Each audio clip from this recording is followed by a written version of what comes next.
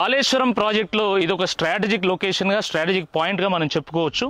ఎందుకంటే కడెము గోదావరి జలాలను ఎల్లంపల్లి దగ్గర ఓడిసిపడతాం మనము. ప్రాణహిత గోదావరి జలాలను అటు మేడిగడ్డ అన్నారం సుందిల దగ్గర ఒడిసిపట్టి ఎల్లంపల్లి తీసుకొచ్చి ఈ ఎల్లంపల్లి నుండి మనము గాయత్రి పంప్ హౌస్ ద్వారా, గాయత్రి పంప్ హౌస్ కంటే ముందు మేడారం పంప్ హౌస్, ఆ రెండు పంప్ హౌస్ ద్వారా మనం ఆ నీళ్లను తీసుకొస్తాము. ఆ నీళ్లు వచ్చే పాయింట్కి ఎస్ఆర్ఎస్పి ద్వారా వరద కాలువ ద్వారా ఇక్కడికి ఎస్ఆర్ఎస్పి నీళ్ళు వస్తాయి.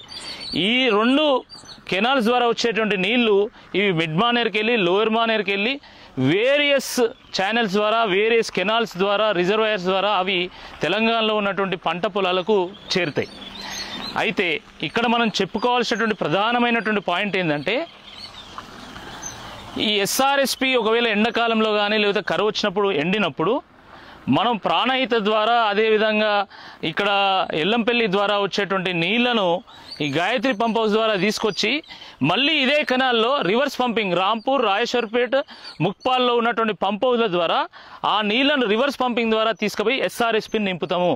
ఎస్ఆర్ఎస్పి నింపినప్పుడు ఎస్ఆర్ఎస్పి ద్వారా ఉన్నటువంటి ఆయకట్టకు నీళ్లు చేరుతాయి.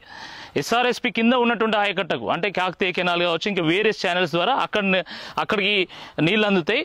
తర్వాత ఈ మిడ్ మానేర్ ద్వారా రెగ్యులర్ ఛానల్ ద్వారా ఇతర ప్రాంతాలకు నీళ్ళు అందుతాయి. అందుకనే కేసీఆర్ గారు నదులకు నడక నేర్పిండు అంటారు. ఒకవైపేమో ప్రాణహితకు వెనుకడుగు నేర్పిండు, దాని తర్వాత మళ్ళీ అదే ప్రాణహితకు ఇక్కడ ఈ పాయింట్ నుంచి ఎస్ఆర్ఎస్పికి నడవడం కూడా నేర్పిండు. ఆయన నదిని చేతు పట్టుకొని మొత్తం తెలంగాణ అంతా తిప్పిండు. అందుకనే it is called as an engineering Marvel. And KCR గారు ఒక అపర నవీన భగీరథుడు అని మనం చెప్పుకోవచ్చు.